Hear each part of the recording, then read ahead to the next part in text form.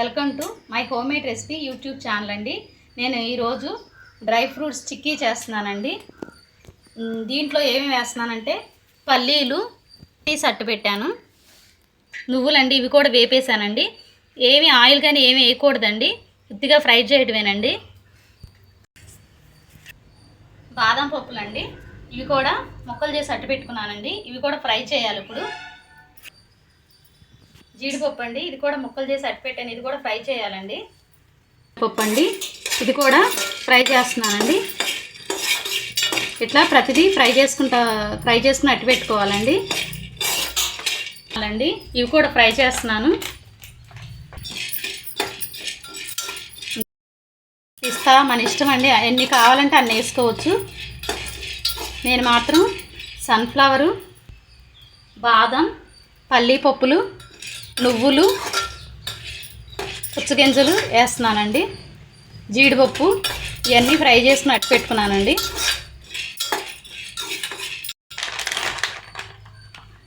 పుచ్చగింజల పప్పు కూడా వేస్తున్నానండి.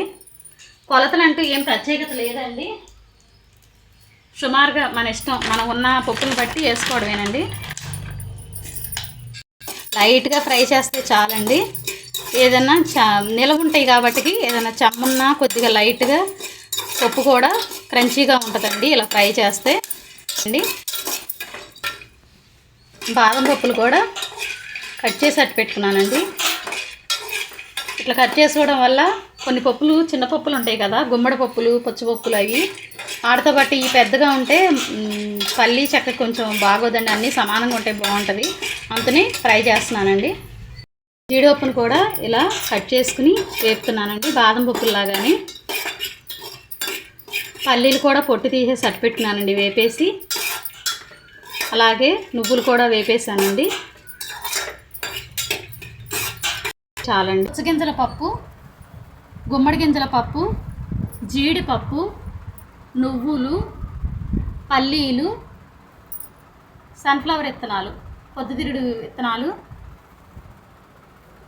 ఇది బాదం పప్పు, ఇవన్నీ మామూలుగా ఫ్రై చేశాను. ఎటువంటి ఆయిల్ కానీ నెయ్యి కానీ వేయకోకుండా ఫ్రై చేసి అట్టు పెట్టుకున్నాను.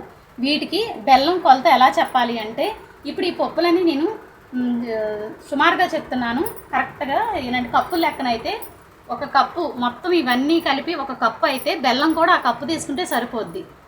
అదే కొలత, ఇంకేం కొలత వేసుకోవక్కర్లేదు.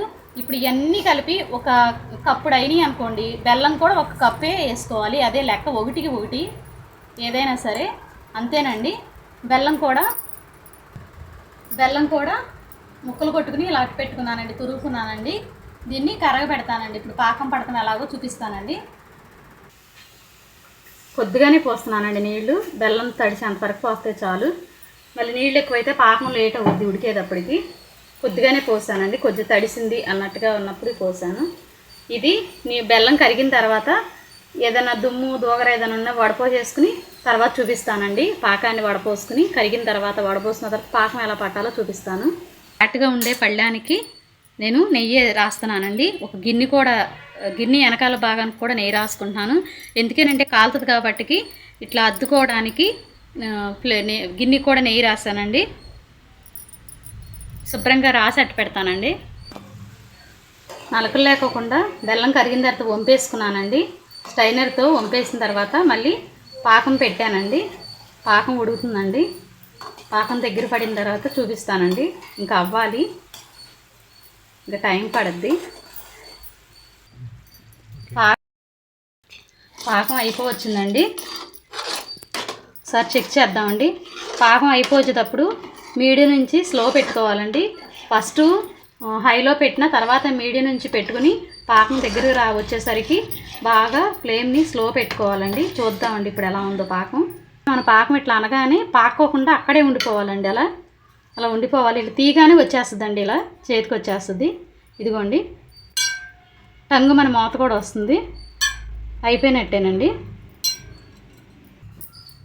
ఇక ఒక్కోటి పప్పులు వేసుకుంటా వెళ్దామండి. ఇదిగోండి, ఒక స్పూను నెయ్యి కూడా వేస్తున్నానండి, షైనింగ్గా ఉంటుంది. ఇక ఒక్కోటి పప్పులు వేసుకుంటూ వెళ్దామండి. బాగా స్లోగా పెట్టుకోండి ఫ్లేమ్ని. ఇవి వెంటనే వేసేసుకుందామండి.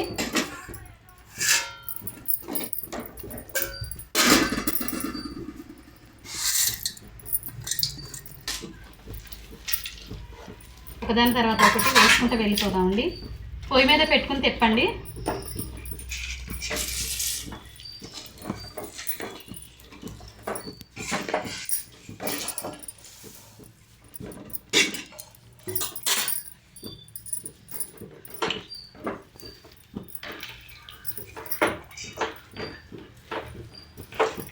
పొయ్యి మీద ఉన్నప్పుడే కలుపుకుంటే చక్కగా కలిసిపోతాయండి. కింద దిగితే కబాలు బీసుకుపోద్ది కదా పాకం.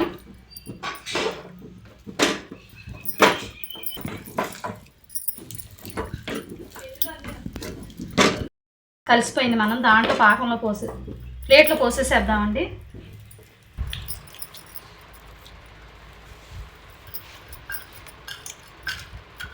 అయిపోయిందండి. ఇలా పరుచుకోవడమేనండి.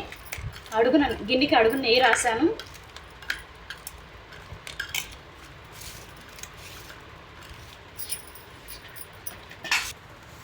ఇదిగోనండి, ఇలా పరుచుకోవడమేనండి. పళ్ళెంలో గిన్నెకి నెయ్యి రాసుకుంటే వెనకాల ఏం అంటుకోదండి. చెయ్యి కూడా కాలుతుందని భయం కూడా ఉండదు. చూడండి, మన డ్రై ఫ్రూట్ చిక్కీ ఎంత అందంగా ఉందో, కలర్ఫుల్గా ఉందో. ఈ వేడి మీదే కొద్దిగా ఘాట్లు పెట్టుకుంటే చాలండి. తర్వాత మనం ఇరుక్కుంటుంటే చక్కగా విడిపోద్దండి. ప్రెస్ చేయాలండి. ప్రెస్ చేస్తున్నాం. చిన్నగా ఇలా ఘాట్లు పెట్టుకుంటే సరిపోద్దండి. తర్వాత మనం ఇరుక్కున్నప్పుడు చక్కగా విడిపోద్ది. బీసుకుపోయిందండి. ఊరికే ఒక ఘాటు పెట్టుకుంటే సరిపోద్ది.